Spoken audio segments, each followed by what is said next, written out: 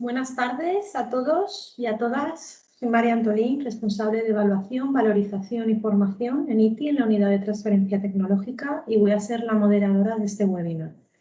Antes que nada, indicaros que la sesión está siendo grabada y posteriormente la subiremos a nuestro canal de YouTube. Así que, por favor, micrófonos y cámaras desactivadas y así evitamos interferencias. En primer lugar, quería agradeceros vuestra presencia en este nuevo webinar titulado Delta Blockchain para empresas, que impartirán mis compañeros Jordi Arjona y Yuri Yatsi. Para los que no nos conocéis, ITI es un centro tecnológico privado con la misión de realizar investigación, desarrollo e innovación que contribuya a resolver los retos de la industria y de la sociedad. Y lo que es más importante, transferir las tecnologías y el conocimiento derivado al mercado para mejorar la posición competitiva de las empresas.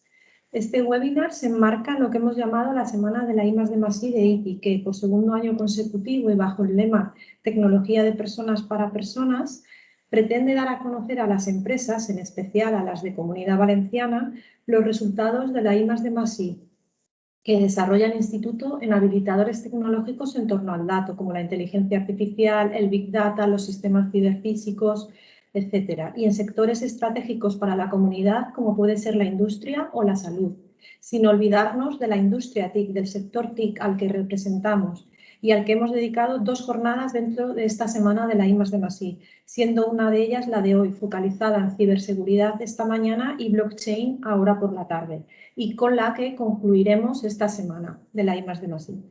Se trata de una acción financiada por la Generalitat Valenciana a través de IBACE y por la Unión Europea a través de los fondos FEDER. Para empezar, os introduciré brevemente a los ponentes de hoy. Jordi Arjona es ingeniero de telecomunicaciones por la Universidad Politécnica de Valencia.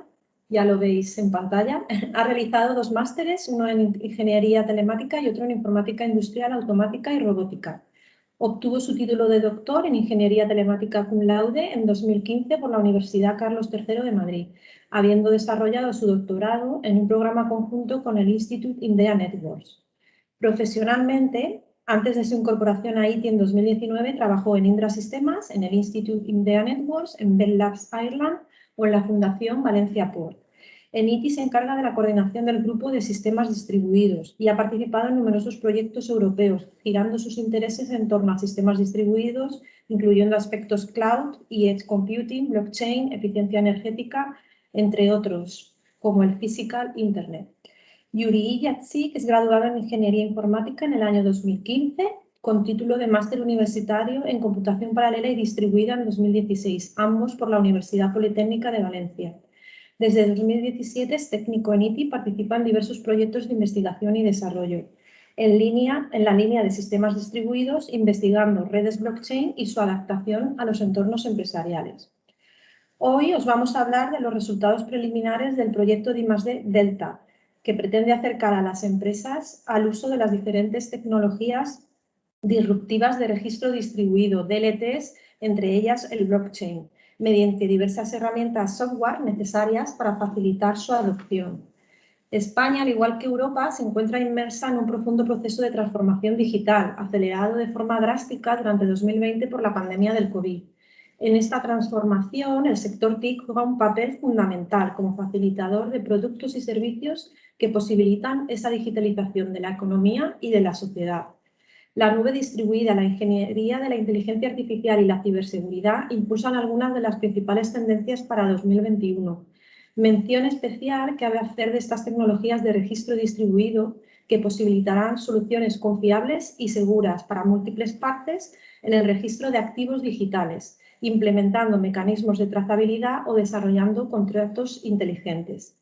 Blockchain nació en el sector económico-financiero para realizar transacciones de forma segura y confiable, y sus bondades hacen que su implementación en las empresas se esté acelerando. No obstante, para que el uso de estas tecnologías tenga una mayor acogida en el tejido productivo, antes deben resolverse una serie de retos. Por todo lo anterior, ITI ha puesto en marcha el proyecto de I+D Delta, que nos van a detallar a continuación los expertos. Antes de darlos paso, os animo a compartir en redes sociales todo lo que os parezca interesante de esta charla. Podéis utilizar los hashtags habituales Investigate to Innovate o IDI y indicaros también que tenéis a vuestra disposición el chat de la aplicación para dejar todas vuestras preguntas, dudas, comentarios que una vez terminen la exposición los ponentes, pues podemos contestar y ahí generar un pequeño debate. Con esto ya doy paso a Jordi. Bienvenidos y bienvenidas al último webinar de la semana de I+D+I. Cuando quieras, Jordi. Pues bienvenidos a todos y disculpad, por aquí el experto le ha reventado la pantalla a María y he compartido sin querer por clicar donde no tenía. Pero bueno, anécdotas aparte, lo dicho, buenas tardes a todos. Me presentaría, pero ya lo ha hecho María, así que como asumo que ya veis mi pantalla, vamos al lío. El objetivo de hoy, la vemos, ¿no? Vale. El objetivo de hoy es hablar de Delta, ¿vale? Como ha dicho María, Delta, o el nombre bonito que es despliegue automatizado de DLTs, consumo de datos y gestión de servicios multipropietarios. Vale. El webinar va a tener la siguiente estructura. Vamos a comenzar dando un poco de contexto sobre la tecnología y nuestra experiencia con ella. A continuación entraremos a dar detalles sobre lo que es el proyecto en sí y cada una de las verticales de que consta. Y al final de esta parte haremos una pequeña demo presentando algunos de los avances en una de estas verticales, pero de momento os voy a dejar con la intriga de saber de qué va, para que os quedéis y no vayáis después de la publicidad. Acabada la demo, hablaremos de algunos aspectos de transferencia también, ¿vale? Entonces, vamos con el contexto y bueno, dado que estáis aquí, supongo que habéis oído hablar de la tecnología blockchain y de las DLTs, que son las Distributed Ledger Technologies, que viene a ser la tecnología matriz, ¿de acuerdo? Sin embargo, un aspecto importante es si realmente habéis oído hablar de blockchain y DLTs o de criptomonedas, ¿vale? Las criptomonedas son indiscutiblemente la aplicación más disruptiva de esta tecnología, ¿vale? Ya han catapultado redes pues, como Bitcoin, como Ethereum o como Litecoin, entre otras. También han dejado algunos wannabes por el camino, como Libra de Facebook, que no sabemos muy bien qué pasará con ella. Y bueno, su principal atractivo en este mundo nuestro es especular como animales y hacernos ricos de un día para otro, ¿vale? Para mucha gente esto es así. Ahora hay muchos tirándose los pelos por el bajón que ha pegado el Bitcoin, pero bueno. La tecnología va mucho más allá del tema de la especulación, ¿vale? Entonces, blockchain y los DLTs, por extensión, tienen una serie de propiedades que le hacen una tecnología muy atractiva, ¿vale? Aspectos como la inmutabilidad, el hacer innecesarios a los intermediarios, la transparencia, especialmente cuando hablamos de blockchains públicas, el no repudio, el ser inherentemente una tecnología que ofrece alta disponibilidad, ¿vale? Tiene muchos aspectos muy positivos. Sin embargo, se sigue viendo como una tecnología oscura y compleja, de la que el público en general no acaba de entender el funcionamiento y que en muchos casos tiende a asociarse, como hemos dicho, con especulación o incluso con actividades ilegales, ¿vale? En la dark web pagan asesinos con bitcoins y historias para no dormir semejantes. Pero bueno, la verdad es que algunos conceptos como los smart contracts, los certificados digitales, los algoritmos de consenso, la minería, el tema de estar relacionado con la criptografía, tener una base matemática bastante potente, pues echan un poco para atrás, ¿de acuerdo? Hacen que quizá la tecnología no se perciba como algo sencillo, que si bien no es algo sencillo, ¿de acuerdo? Tampoco es algo imposible, que es lo que a mucha gente a veces parece percibir, ¿no? Igualmente, también ha habido mucha confusión en cuanto a para qué sirve la tecnología, ¿de acuerdo? Intentándose utilizar en ocasiones para aplicaciones que no eran adecuadas, ¿vale? Uno de los ejemplos más habituales es ver un DLT o un blockchain como una base de datos. Y esto, con la mayoría de implementaciones de que disponemos hoy en día, es incorrecto. ¿Por qué? Porque estas implementaciones no están preparadas para devolver consultas complejas ni para hacerlo de una manera eficiente o de una manera rápida y menos aún si pretendemos trabajar con grandes cantidades de datos, ¿vale? Y es que, en parte, esto viene motivado, o sea, este mal uso de la tecnología en muchos casos, por el gran hype que ha tenido la tecnología, ¿vale? Durante unos años ha habido una obsesión con meter blockchain en todas partes. Parecía que si un proyecto no tenía blockchain, aunque fuera con calzador, no era un buen proyecto, no estabas en la onda, no molabas. ¿Dónde está blockchain? ¿Vale? Esto, por supuesto, lleva a lo que decimos, a no usar bien la tecnología, por lo menos en muchos casos, ¿de acuerdo? a intentar matar moscas a cañonazos y además hacerlo desde los dos posibles puntos de vista que tiene matar moscas a cañonazos, ¿de acuerdo? Primero, usar una tecnología para algo para lo que no está pensada, o en segundo lugar, hacer algo que se podría hacer de una manera mucho más sencilla con algo pues, como blockchain, que igual hace la solución más complicada, ¿de acuerdo? Internamente, hemos comentado alguna vez a modo de broma que bueno, es como afeitarte usando un lanzallamas, ¿no? Pues puede ser muy efectivo, puede ser muy rápido, pero tiene algunos efectos secundarios, ¿vale? Igual te causa un poco de irritación. Entonces, más allá de estas experiencias, ¿vale? Lo que nos importa un poco es lo que aprendemos por el camino, ¿de acuerdo? Nosotros mismos hemos estado, perdona que tengo la garganta hoy divertida, hemos estado involucrados en algunos proyectos donde hemos aprendido también y hemos visto que en ocasiones lo que se proponía para el proyecto, lo que nos proponían tenía sus inconvenientes. Estos que veis en pantalla son algunos de los proyectos en los que hemos participado, ¿vale? Gesport 4.0 Dataport, que están muy relacionados con el entorno portuario, Gestablock o Blockmarket, que están relacionados con la logística, o Veritas, por ejemplo, que estaba relacionado con temas del uso del plástico en temas alimentarios. En cuanto a algunos usos correctos e incorrectos, pues, por ejemplo, la gestión documental pues, suele ser un uso correcto, porque los documentos es algo digital, lo que podemos hacer un hash, ver que nadie lo ha, o sea, con ese hash ver que nadie lo ha manipulado a posteriori, tenemos herramientas para verificar que lo que hay en la blockchain es verdad, etc. ¿Vale? Trazabilidad de acciones, una aplicación fantástica para blockchain, pero ¿qué pasa? Que si estamos hablando de acciones que están digitalizadas o que están automatizadas, pues puede ser ciertamente factible, pero si estamos hablando de acciones que tienen que ser imputadas de una manera manual, ya estamos dependiendo de que quien imputa esa acción esté diciendo la verdad. Con lo cual, sabremos que lo que se ha introducido en blockchain no ha sido manipulado, pero nadie nos da ningún tipo de garantías en cuanto a que lo que se haya introducido en blockchain sea verdad, ¿vale? ¿Qué más que es importante también? Registrar eventos sobre activos digitales. Bien, también. Esto es lo que hemos dicho como antes de los archivos de texto o digitales, ¿no? Es algo con lo que podemos demostrar que las acciones registradas son las que han tenido lugar, o por lo menos es más factible según lo que queramos hacer. Si intentamos hacer lo mismo con un activo físico, mala idea. Mala idea porque no puedo hacer una validación, ¿no? O sea, si por ejemplo tú me das un jamón, yo no puedo hacer un hash sobre un jamón y verificar que efectivamente está al punto de ser como tú me has dicho, o que si ha pasado algo, ha pasado a posteriori. No tengo una información de primera mano sobre ese activo físico que pueda validar, ¿de acuerdo? Entonces,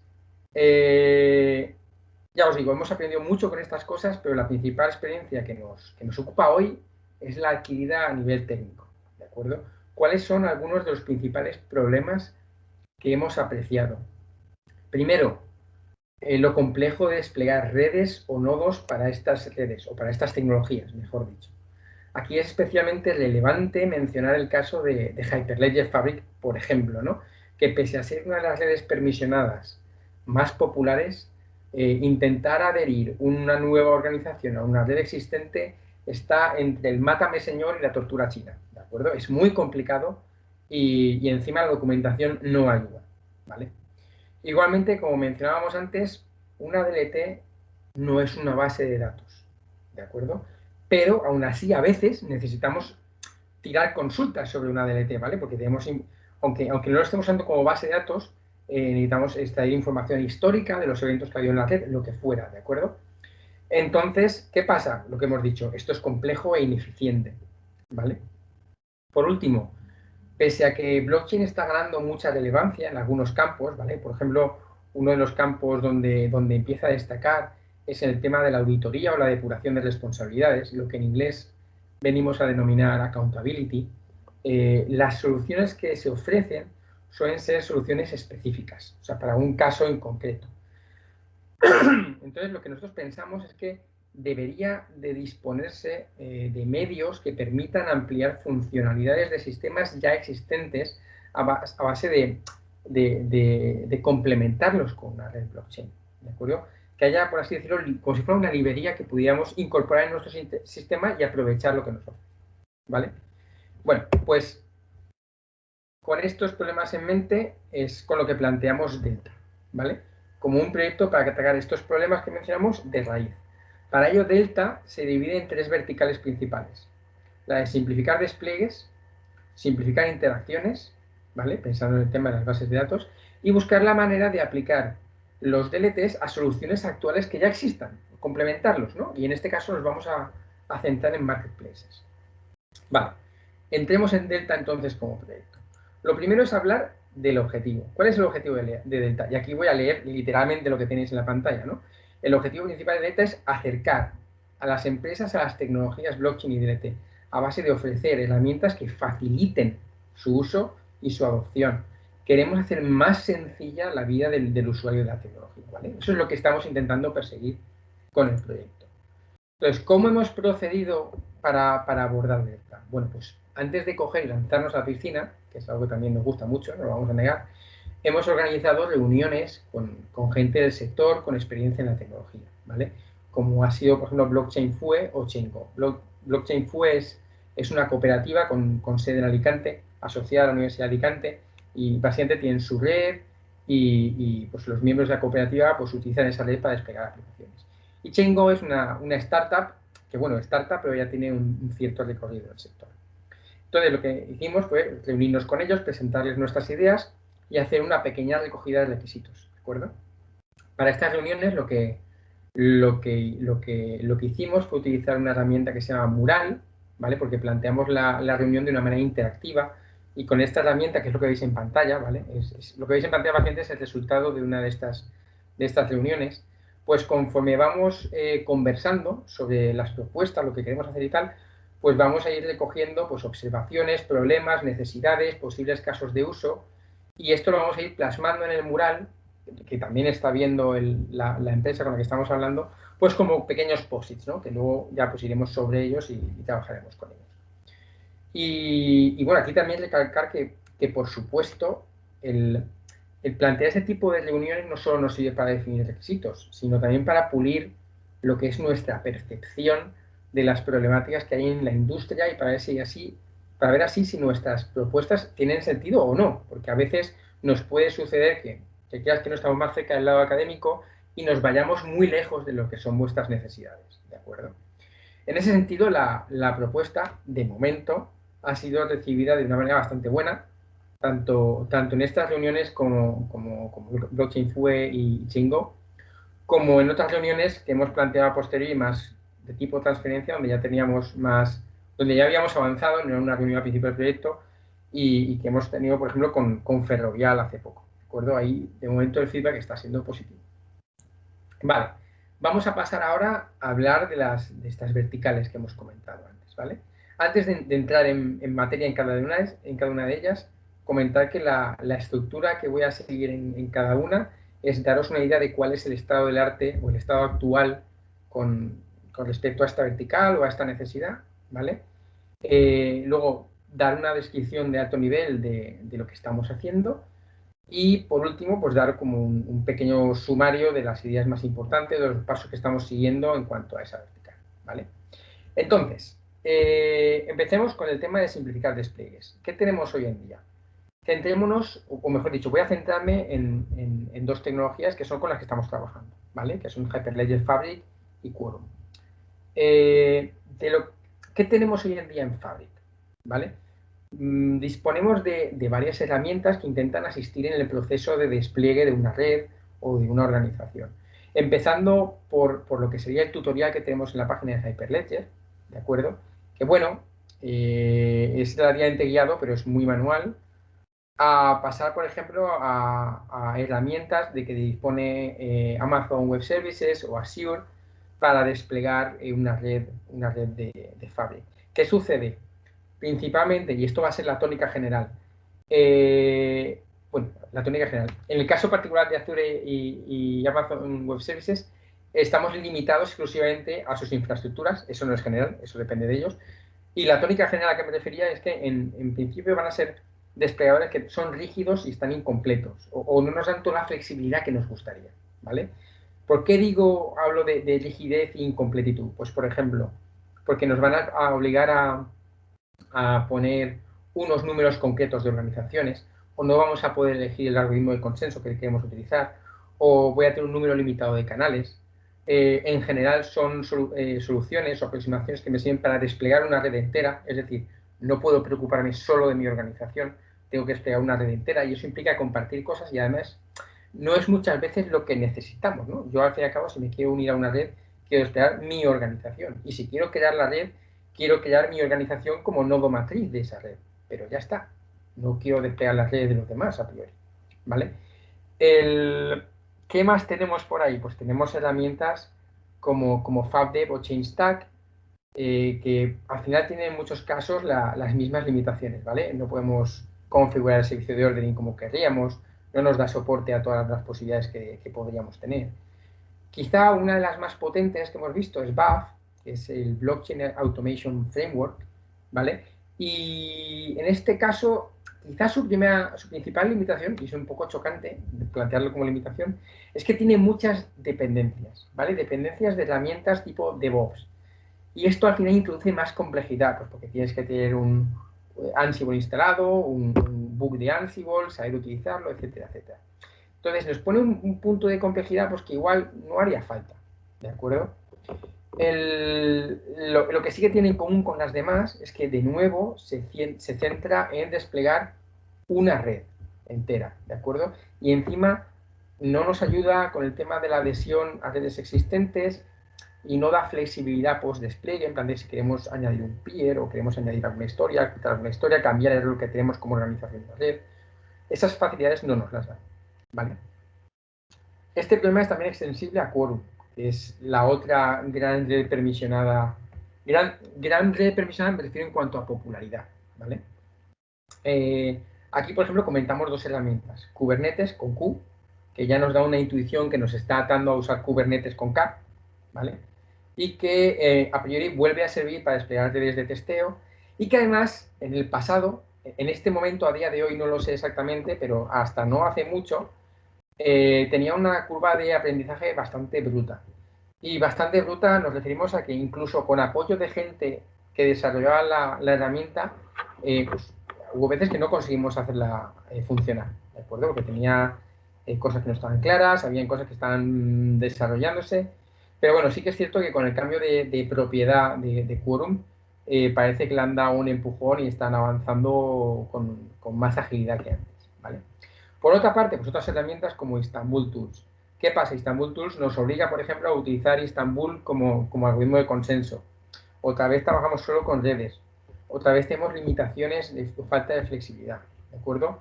Entonces, estas son cosas que a priori nos echan para atrás. En ITI estamos intentando trabajar en crear desplegadores para estas dos implementaciones, tanto Fabric como Quorum, intentar que estos desplegadores funcionen a través de una plantilla de configuración que sea sencilla, que nos permita seleccionar distintos aspectos, pues como hemos dicho, ¿no? Por el algoritmo de consenso, el número de organizaciones que queremos desplegar, si queremos desplegar una red entera, o si solo es una organización. Si estamos con Fabric, pues cuántos canales queremos desplegar, si tenemos que desplegar canales, ¿vale? O asistirnos en el despliegue de un chain code, un smart contract en Fabric. Que nos apoye o que nos asista en el proceso de adhesión a una red existente, ¿vale? Entonces, en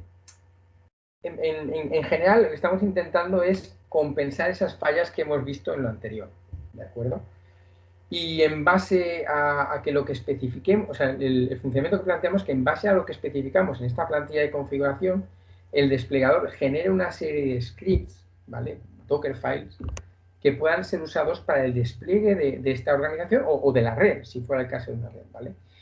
Igualmente, tampoco queremos atarnos a orquestadores, como sucedía, por ejemplo, en el caso de Kubernetes que hemos mencionado. En principio estamos trabajando o estamos planteando un uso básico basado en Docker. Y ya de manera complementaria, es decir, generar lo que tenemos que generar como Docker files, como scripts, y de manera complementaria ya plantearnos el otorgar o el crear, generar scripts para Kubernetes o Docker Swarm, por ejemplo. Pero que esto no sea nuestro modus operandi necesario. O sea, nosotros como mínimo te ofrecemos la opción de que tú funciones con Docker y lo otro ya es tu decisión, ¿vale? No vamos a atarte nosotros a un orquestador. Además, también es importante destacar el hecho de que nos centramos o de que el desarrollo gira en torno a la organización, ¿de acuerdo? No a generar una red de testeo. Esto nos permite abordar aspectos, por lo que hemos dicho antes, ¿no? Asistir en la adhesión a una red ya existente. Y aquí es importante decir, por supuesto, que no es un proceso automático. ¿Por qué? Porque yo no puedo coger y adherirme a una red existente por lo general.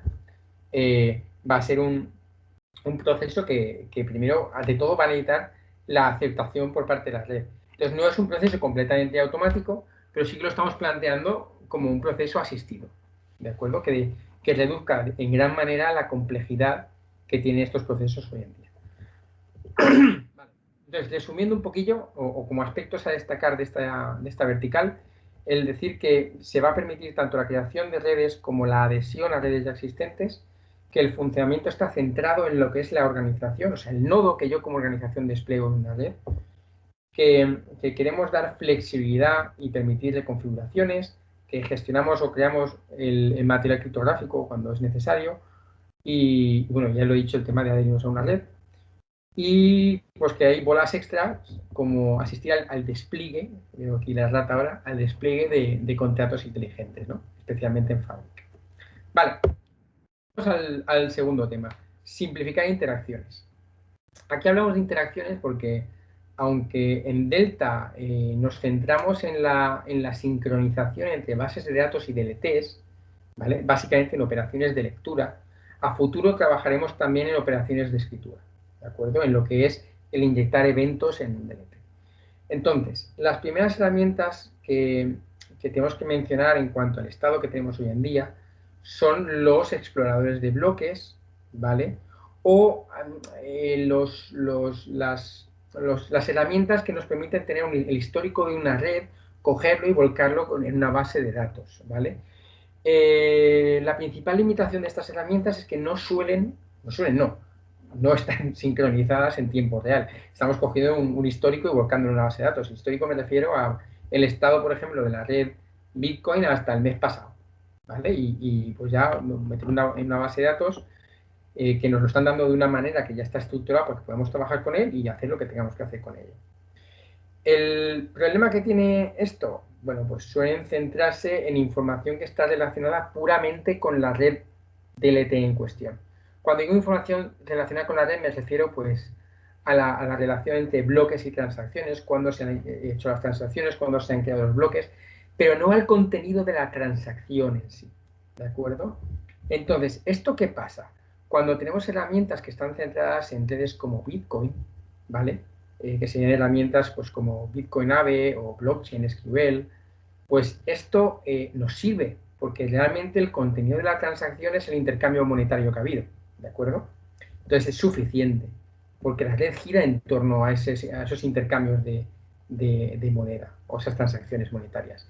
Pero si tú tienes una red privada donde estás generando eventos o transacciones donde lo importante no es ese número que intercambio con la transacción, sino que tengo un estado almacenado en cada evento, en cada transacción, pues entonces ahí ya no nos sirve, ¿de acuerdo? Porque a nosotros lo que nos interesa no es el hecho de que ha habido una transacción, sino de qué ha sucedido dentro de esa transacción, ¿vale? ¿Qué es lo que yo estoy asociando al estado de esa transacción? Otra aproximación muy válida es la de unir blockchain con bases de datos, ¿vale?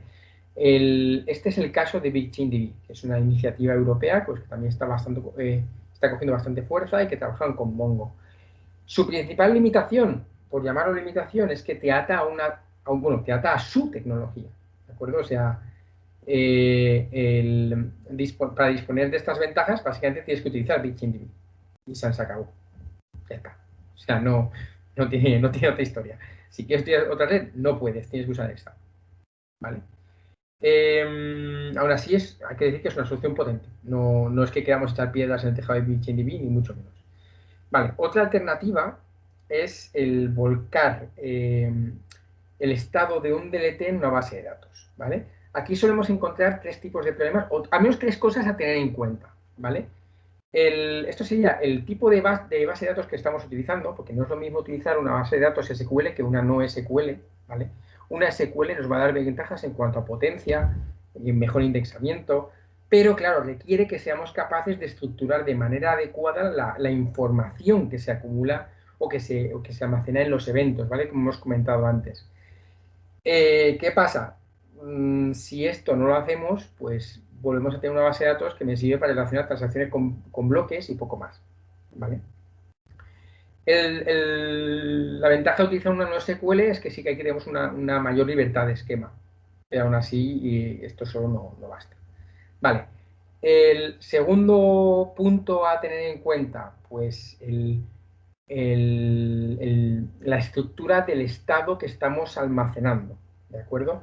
Por lo que hemos dicho antes, si yo tengo una estructura compleja donde hay anidamiento de datos, por pensar en un JSON, que es el formato JSON, ¿no? Que muchas veces tenemos un JSON anidado en otro JSON, estructurar eso o acceder a esa información es complicado. Entonces, la mayoría de herramientas que tenemos de este tipo no son capaces de lidiar con este tipo de estructuras. Quizá ChainSQL es la que podría estar un poco más avanzada, pero esto es de nuevo a costa de forzar a que se utilice su API, que puede ser bastante intrusiva, ¿de acuerdo? Y por último, es necesario también considerar cuáles son los mecanismos de sincronización que estamos contemplando o que estamos utilizando. ¿Por qué? Porque se tiende a hacer una sincronización basada en eventos, pero ¿esto qué sucede? Si tú tienes un fallo, una caída, todo lo que suceda mientras tú no estás disponible te lo pierdes, ¿vale? Si te quedas 10 minutos, todo aquello que haya sucedido en esos 10 minutos no lo tienes. Entonces, es importante desarrollar mecanismos de tolerancia a fallos y no es tan habitual que estas herramientas lo tengan, ¿vale? Cuando hablo de estas herramientas estoy pensando en ejemplos pues, como los que tenéis aquí, ¿no? Ledger Sync, que está dentro de Sawtooth, Ledger Data Refiner, Bend, ChainSQL, ¿vale? Que son algunas de las opciones que tenemos en la comunidad. Al final el problema es lo que comentamos, ¿no? Que al final todos fallan en una u otra de las cosas que hemos mencionado, ¿vale? O no acaban de resolver bien alguno de estos aspectos. El objetivo de nuestra herramienta para sincronizar el Ledger de una red DLT con una base de datos es permitir que toda la información del Ledger se encuentre replicada en la base de datos de manera estructurada, ¿vale? Insisto, de manera estructurada, que es una de las lacras o de los problemas que hemos visto anteriormente. Entonces, una vez que consigamos esto, si esto lo conseguimos, ya podemos aprovechar la potencia del motor de la base de datos, del lenguaje de consulta en cuestión, para recuperar información sin vernos afectados por las limitaciones inherentes a la tecnología DLT, ¿vale? Entonces, nuestra herramienta, la que estamos trabajando, intenta cubrir los problemas que hemos mencionado. Primero, intentamos no limitar en cuanto a qué DLT o con qué base de datos quieres trabajar. Es decir, esto es algo que se despliega al lado. Tú puedes estar trabajando estamos trabajando ahora mismo en hacer plugins para Quorum y Fabric.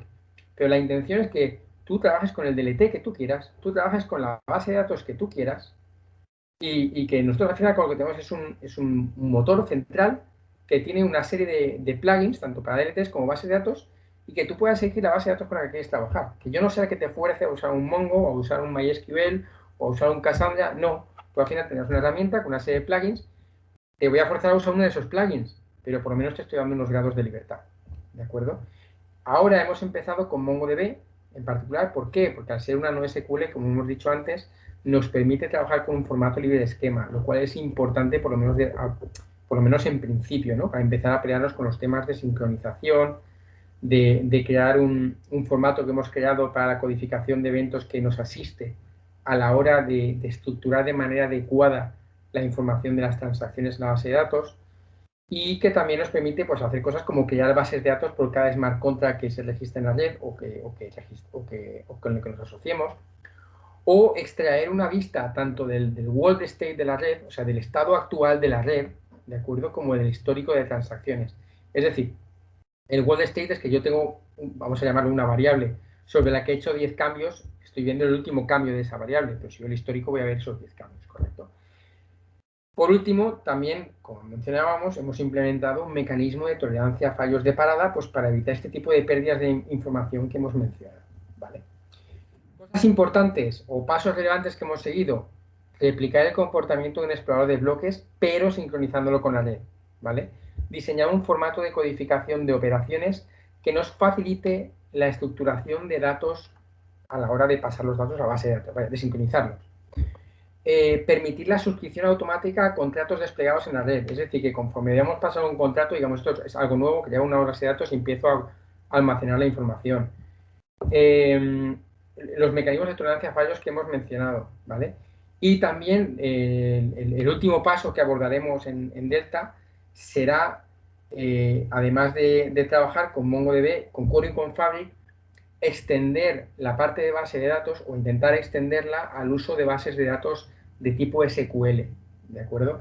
En principio, seguramente optemos por MySQL. Y esto hemos dejado al final, sobre todo por lo que hemos comentado antes, ¿no? Una no SQL nos permite trabajar con más libertad de esquema, una SQL tenemos mucho más restringido o es mucho más estricto el tema de cómo estructurar la información de manera adecuada, ¿vale? Vale. Última vertical.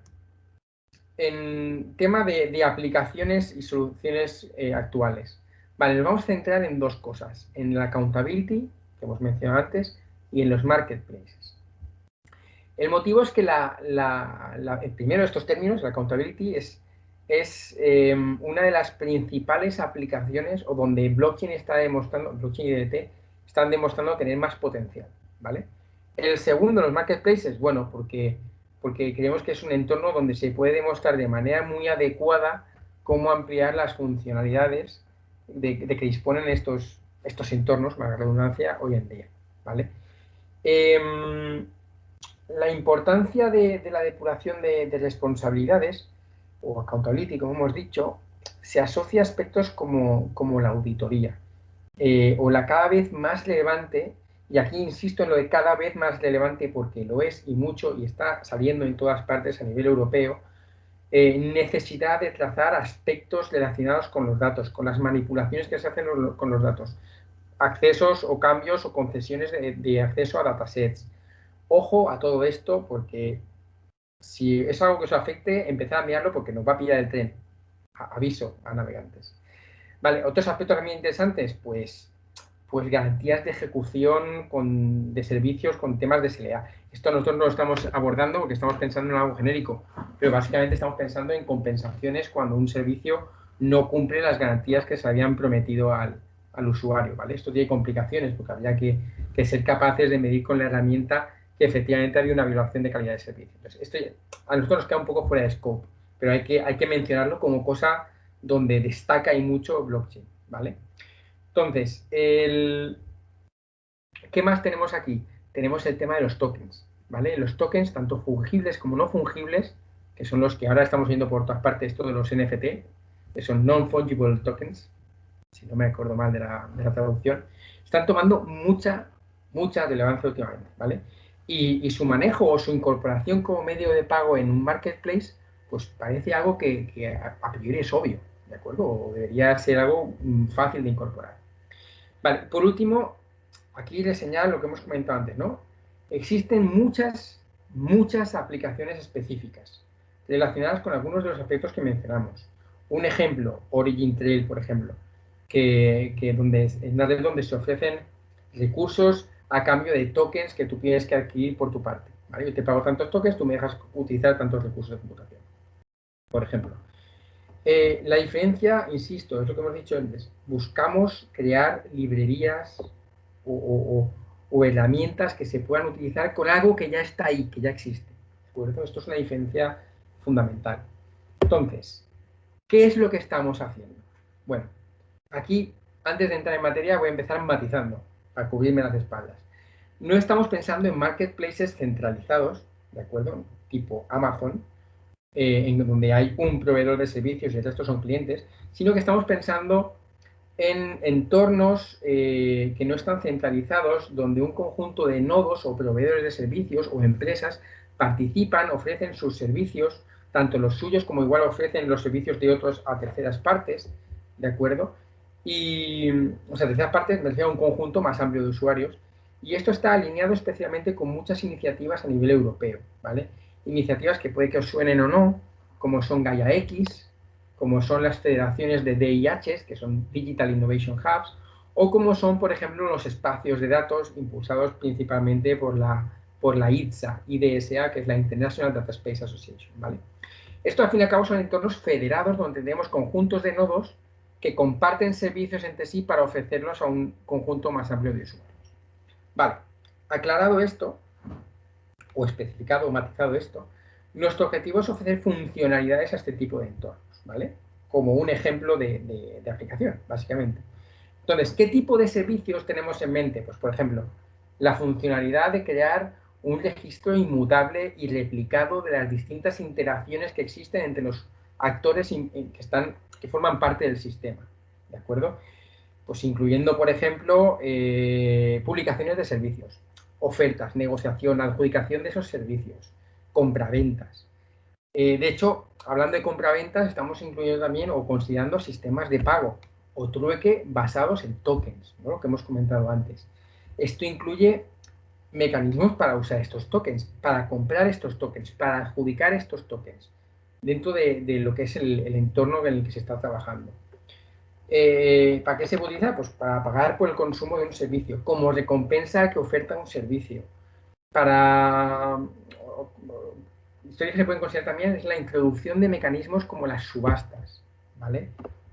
Políticas de control de la inflación de ese token, si fuera necesario, ¿vale? Son muchas cosas que están pulando por ahí, que todas no las vamos a cubrir ya, pero que las tenemos en lo que sería el roadmap de trabajo presente y futuro del grupo, ¿de acuerdo? Igualmente, también una cosa que estamos trabajando bastante elegante o bastante interesante, aunque quizás esto más para nosotros que hacia afuera, es en mecanismos de pago fraccionados que utilizan tokens o criptomonedas y que, por ejemplo, van a ampliar las funcionalidades de estándares de este contexto como el RC20 o 1155, ¿vale? Digamos que sería interesante, son estándares que están completamente aceptados en la comunidad, que vemos que tiene agujeros y vamos a intentar aportar y cubrir uno de estos agujeros, ¿vale? Resumen un poco, ¿vale? Estamos trabajando en dotar de trazabilidad un amplio número de las operaciones que tienen lugar en un marketplace, ¿vale? Quizá principal. Estamos pensando en posibilitar distintos medios de pago. Esto creo que lo había cambiado y no lo he salvado bien. Básicamente a lo que me refiero es a que queremos añadir la posibilidad de trabajar con tokens en marketplaces, ¿vale? Dicho así queda más claro que como lo redacté originalmente. Estamos pensando en incorporar esos mecanismos de pago fraccionados y en realizar propuestas de mejora a estos estándares de tokenización que hemos mencionado antes. Vale, y ahora, tras este peñazo que os he soltado, que me quedo solo hablando, mi compañero Yuri, que es una persona mucho más calmada que yo, os va a presentar una pequeña demo que hemos preparado con mucho cariño y que verse un poco sobre la parte de sincronización de datos. Así que sin más dilación, Yuri, the floor is yours, que suelen decir últimamente. Buenas tardes a todos. Bueno, antes de empezar con la demostración vamos a situarnos un poco en el contexto. El entorno de esta demo es una red de prueba de Hyperledger Fabric con 2 contratos inteligentes desplegados y solamente contiene transacciones relacionadas con el despliegue de dichos contratos. También contamos con una base de datos MongoDB sobre la cual todavía no se ha insertado ningún dato. El funcionamiento de la sincronización es el siguiente. Cuando los contratos inteligentes actualizan sus datos, emiten eventos. En esos eventos codifican las operaciones realizadas sobre los datos. La aplicación cliente recoge los eventos y los transforma en operaciones sobre una base de datos. En este caso, la que tenemos que es Mongo. De esta manera, la base de datos se mantiene sincronizada con el estado de la red DLT. Para que los desarrolladores puedan usar estas ventajas y que no se les haga complicado codificar todos los eventos según la especificación cada vez que implementan un contrato inteligente, se les proporciona un smart contract base que implementa una interfaz de operaciones CRUD, operaciones básicas para la creación, lectura, actualización y eliminación. De modo que los contratos nuevos simplemente deben heredar del contrato base las operaciones ya implementadas y invocarlas cuando realicen alguna modificación en sus datos. La persistencia de los datos, la construcción de los eventos y su emisión se llevará de forma transparente para el desarrollador. Bueno, tras comentar las propiedades del entorno, vamos a pasar a la demostración. Por defecto, la aplicación tiene configurada una suscripción a uno de los dos contratos inteligentes que comenté anteriormente, concretamente a uno llamado Delta, por lo que al arrancarla buscará los eventos de este contrato en lo primero. Arrancamos la aplicación y vemos que actualmente no tiene nada y esto es normal, porque no se ha emitido en ningún contrato de momento. Las transacciones que podemos ver son las transacciones que hemos utilizado para crear los contratos inteligentes, pero no contienen logs de información para insertarlos en la base de datos. Por lo tanto, lo que vamos a hacer es generar logs. Vamos a invocar al contrato inteligente pasándole información y que haga cambios en su estado.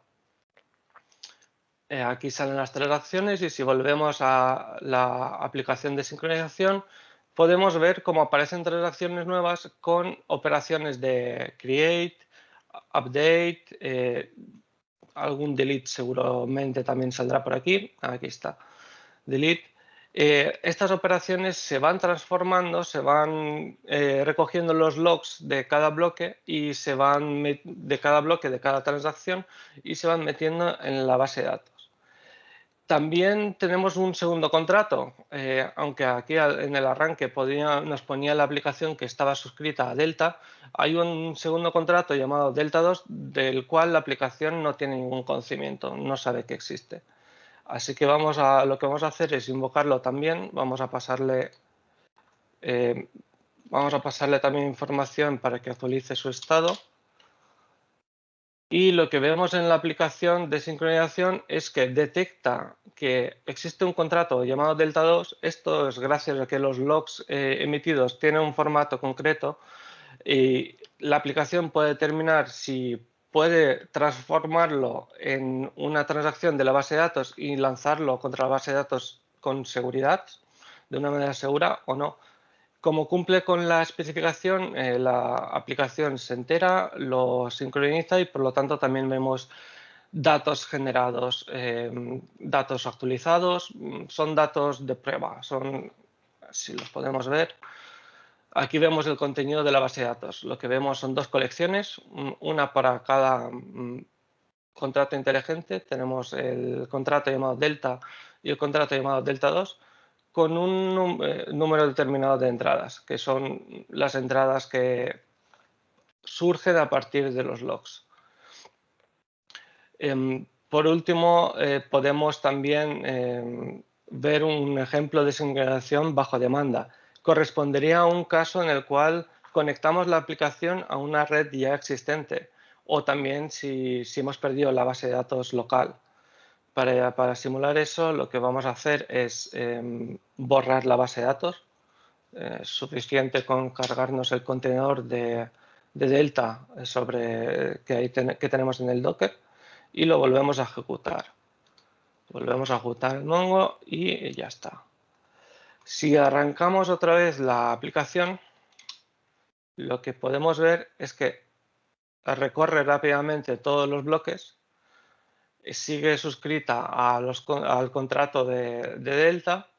En su recorrido se vuelve a encontrar con el contrato de Delta 2 y va creando todas las transacciones para sincronizar el estado de los contratos a la base de datos. Como resultado obtenemos la misma estructura en la base de datos, el contrato Delta y el contrato Delta 2, exactamente el mismo contenido que teníamos anteriormente. Y sobre estos datos ya podríamos realizar consultas más complejas y más elaboradas que sobre la base de datos, que sobre la red DLT. Y esto es todo por mi parte. Le devuelvo la palabra a María. A Jordi, a Jordi. A Jordi, pues a Jordi. Sí, a mí. Estoy compartiendo pantalla. Dame un segundito. Ahora. Vale. De hecho, como no somos gente morona y somos gente que nos peleamos con consolas, pues por eso hemos hecho una demo por consola. Pero bueno, algún día lo pasaremos con una interfaz así más chula y tal. De momento ese día no ha llegado, pero trabajaremos en ello. De todas maneras, lo importante es ver lo que ha comentado Yuri, ¿no? Ver cómo como incluso destruyendo la base de datos y partiendo de un sistema completamente vacío, simplemente apuntando a la base de datos, somos capaces de desincronizarnos, volver a cargar esa información que ya existía y cargar todo aquello que venga a continuación. Nos falta trabajo, pero ya empiezan a verse resultados, ¿no? Que es algo interesante. Y bueno, tras esta demo, que espero que os haya resultado interesante, esperamos, con todo nuestro corazón, vamos a hablar de temas de transferencia, ¿vale? Primero, lo primero es indicar que en Delta, mejor dicho, hemos empezado con TRLs, que básicamente es cuán cercano está el producto al mercado, relativamente bajos, ¿vale? En torno al 3, 4. Lo que se plantea es llegar a un TRL de 5 o 6. ¿Qué quiero decir con esto? Pues que no vamos a disponer al final del proyecto de una herramienta que esté lista para tener un entorno en producción, pero sí de herramientas que pueden probarse y validarse pues a modo de prototipo, de prueba de concepto, etcétera, etcétera. Vamos a seguir trabajando en ellas, porque eventualmente llegaremos a ese nivel, ¿no? Pero sí que es interesante indicar que va a haber algo que se pueda toquetear, ¿vale? ¿A quién interesa a Delta? Bueno, pues nuestras herramientas están dirigidas a todo aquel que quiera utilizar blockchain como una solución, ¿vale?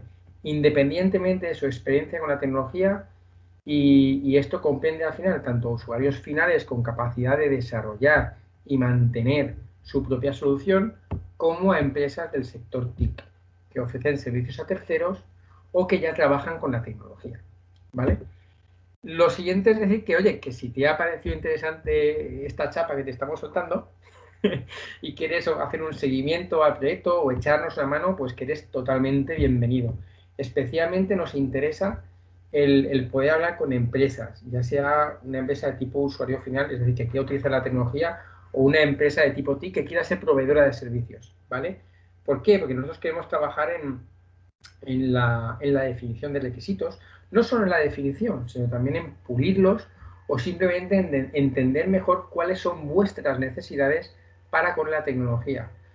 Porque esto nos va a permitir mejorar las herramientas o plantear proyectos a futuro, ¿no? Que al final es lo que nos interesa para poder hacer nuestra labor, que es transferir a la sociedad, ¿no? En cuanto a posibles pilotos, bueno, no estamos planteándolos en este momento, pero si queréis que en algún momento planteemos una prueba de concepto o lo pensemos, pues oye, decídnoslo, porque estamos completamente abiertos a ello. Pensando o pasando a cómo se van a ofrecer estas herramientas, bueno, como comentaba, es algo que estamos en una fase temprana y el modelo de explotación está obviamente por definir.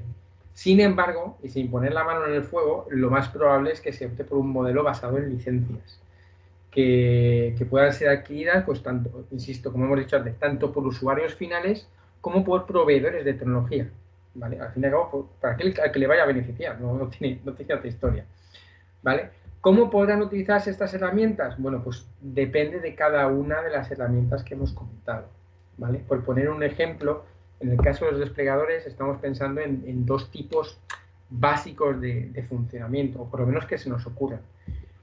Uno lo llamamos un poco el de consultoría y el otro sería el de un uso más propio o una explotación más propia. En el primer caso estamos pensando en el escenario donde una empresa solicita a un tercero, dígase empresa TIC, proveedor de servicios, llámalo X, que necesita un despliegue de una red o que le despliegue una organización paciente que le provea un servicio. Entonces, esta empresa lo que va a hacer al final, si dispusiera de la herramienta, es generar una serie de archivos de configuración que permitan hacer el despliegue de esa red, desplegarla y además puede pasarle esos archivos de configuración que son exclusivos para ese despliegue a la empresa en cuestión para que la despliegue o redespliegue tantas veces como quiera. ¿Cuál es el segundo uso? Bueno, pues el que realmente está haciendo la empresa de proveedora de servicios, que es disponer de la herramienta y poder generar tantos despliegues distintos como necesite o como le pidan o como quiera hacer. ¿De acuerdo? Porque para eso tiene la herramienta en propiedad y la está explotando. Y nada, decir que sois unos valientes por estar aquí un jueves a las 4:30 de la tarde aguantando chapas sobre bloques. Y que, oye, que si no habéis tenido suficiente de Delta, bueno, pues aquí os ponemos un vídeo fantástico, resumen de 5 minutos. Sí, se podía resumir en 5 minutos en vez de 40, pero queríamos torturaros. Y oye, que no es suficiente, que queréis más Delta aún, pues aquí tenéis los contactos de los principales puntos de referencia, que seríamos yo mismo, el burro delante, Guillermo, que lleva tareas de gestión. Podríamos poner a Yuri aquí, pero vamos a proteger. Y también pues María o Eva para temas de transferencia o comunicación. Y nada, oye, daros las gracias de manera muy sincera e invitaros a ponernos en apuros con cualquier pregunta que tengáis, a la que intentaremos responder de la mejor manera posible. Lo prometemos. Muchas gracias, Jordi. Pues sí, mira, uno de los asistentes lo ha contestado Yuri por el chat, pero si queréis también lo comentamos para el resto de asistentes.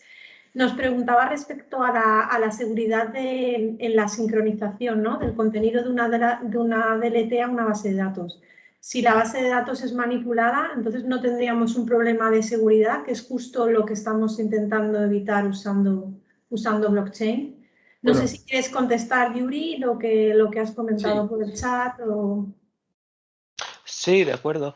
Lo que decía, que la ventaja viene al utilizar ambas tecnologías, la base de datos por la velocidad de recuperar los datos y por poder hacer consultas complejas, y el DLT por la seguridad. En ningún momento la base de datos puede sustituir a la red DLT.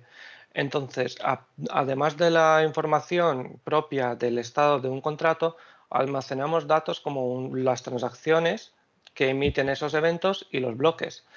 Y los usuarios que sincronizan su base de datos con la red DLT tienen acceso a la red, por lo tanto siempre pueden verificar sus datos contra la red antes de operar o hacer alguna consulta, o después, como les venga en gana.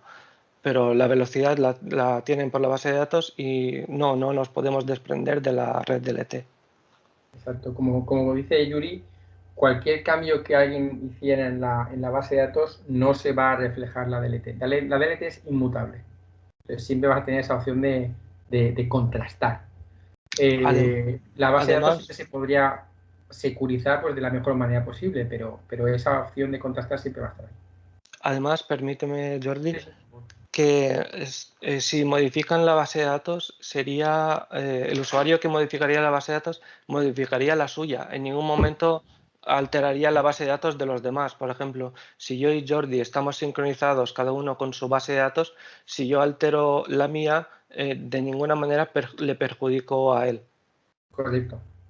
Correcto y muy importante además, porque es una manipulación local, como dice Yuri. En ningún caso se extiende al resto del consorcio. El consorcio de empresas que están en la red. Muchas gracias, chicos. Yo sí que tenía un par de preguntas respecto al desplegador.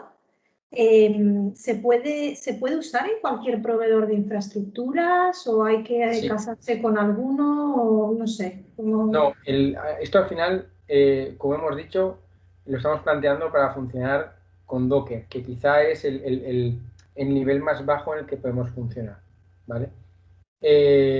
Con Docker, pero sin cerrar las puertas a historias como Kubernetes o Docker Swarm. Pero esto te lo puedes desplegar en un servidor, en un cluster que tengas tuyo, en una máquina virtual, en Amazon, en Azure, donde quieras. Son contenedores. O sea, puedes desplegarlo en cualquier sitio que puedas desplegar un contenedor. Con una Raspberry Pi, por ejemplo, si quieres. O sea, no hay limitaciones a ese respecto. Más allá de las inherentes a la tecnología. Y respecto al tercer vertical que habéis comentado, el sistema de accountability, por lo que os he entendido, entonces en un e-commerce tradicional no tendría sentido su uso, porque es un sistema centralizado o sí que tendría algún interés o alguna utilidad aplicar ahí este tipo de solución. Si hablamos de un e-commerce como una tienda, o sea, como yo tengo mi empresa y tengo una tienda online y vendo cosas a mis clientes, no tendría sentido. Bueno, matizo. A priori no tendría sentido. No tendría sentido en cuanto a que todo lo que hemos estado comentando para redes permisionadas. Se podría hacer algo equivalente trabajando con redes públicas, de tal manera que los registros de transacciones o las compraventas fueran con criptomonedas o con tokens en una red pública, etcétera, etcétera. Esto tiene sus pros y sus contras. Si tú trabajas en una red pública, pues ya puede que estés sometido a los vaivenes de las criptodivisas o a otras historias, ¿no? Pero a priori, pensando en donde nos hemos centrado, que es una red permisionada, al ser un solo nodo, el que ofrece el servicio no tendría sentido. Nos está llegando una pregunta por el chat. Vale, nos preguntan también por esta herramienta de accountability, ¿no? ¿Qué papel puede jugar esta herramienta en un espacio de datos donde se comparten recursos? En un espacio de datos, o sea, cuando hablamos de... Pues que hablen si quieren, en vez de teclear. ¿A qué nos referimos exactamente con un espacio de datos donde se comparten recursos? ¿Estamos hablando de compartir datasets, por ejemplo?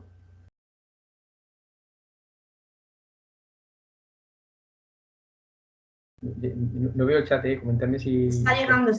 Yo Sí, tengo... vale, Compartir dataset y recursos de computación, ambas cosas. A ver, para el tema de los datasets, la principal aplicación, ¿vale? Y esto de hecho es algo que se ha planteado o que se plantea en lo que estamos hablando antes de ITSA, es para hacer una trazabilidad de las manipulaciones que se hacen sobre los datasets, ¿vale? Ahora está muy en boga el tema del data sovereignty, del data lineage, o sea, por ejemplo, si yo tengo un dataset, ¿de acuerdo? Y lo voy a compartir en un entorno compartido, tú lo vas a compartir, por ejemplo, con una serie de condiciones, ¿vale? Pues te voy a compartir que solo puedes tener 2 semanas o no sé, condiciones X, ¿vale? Lo que se plantea en iniciativas como esta de ITSA es que todas aquellas acciones que se vayan haciendo sobre el dataset vayan quedando registradas, ¿vale? Y este registro, además, tal y como lo describen, apunta mucho a que lo van a plantear utilizando redes DLT. ¿Por qué? Porque cualquier tipo de acción que se haga sobre el dataset va a quedar registrada y nadie lo va a poder manipular, ¿vale? Para temas de recursos de computación, perfectamente también, porque estaríamos hablando, siempre que estemos hablando de un entorno tipo marketplace como el que hemos definido antes, ¿vale? Que no hay un solo proveedor de servicio como en el tema del e-commerce. No deja de ser un servicio que, por ejemplo, podríamos tener un registro inmutable para tener todo lo que es el proceso de publicación de lo que ofreces, de las solicitudes que te hacen, de negociación, si hay un intercambio de mensajes, de la configuración de recursos que estás ofreciendo o de la que te han solicitado, ¿vale? Es completamente un mecanismo de auditoría en ese sentido, ¿vale?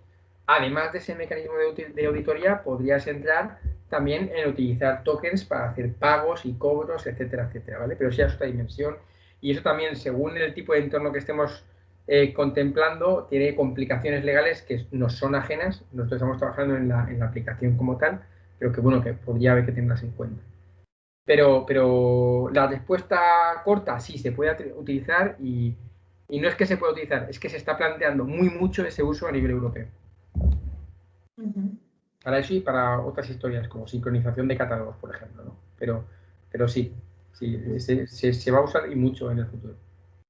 Muy bien, pues si os parece, como ya hemos cumplido más o menos el tiempo, voy cerrando. Muchísimas gracias, Jordi y Yuri, por la presentación y la demo. Muchísimas gracias a todos los asistentes. Si queréis, como ha dicho Jordi, profundizar en la tecnología, en las herramientas, en las posibilidades de colaboración, en lo que queráis, podéis contactar con nosotros cuando queráis. Y agendamos una reunión y hablamos de lo que os interese. Y nada, indicaros que os va a enviar la grabación, se os va a enviar una pequeñita encuesta de valoración y feedback, que como sabéis, pues para nosotros es muy importante que la completéis, de tal forma que las herramientas, como ha dicho Jordi, que hagamos, pues cubran necesidades reales de las empresas TIC como vosotros que estáis empezando a ofrecer servicios de este tipo. Y nada más. Es el último webinar, la última jornada y el último webinar de esta larga semana de la I+D+I. Espero que os haya gustado a todos y tenéis todas las grabaciones de los 9 webinars en YouTube, o sea que si os habéis quedado con ganas de revisar algún detalle, pues podéis hacerlo. Nada, muchísimas gracias a todos y nos vemos pronto. Gracias. Muchas gracias a todos.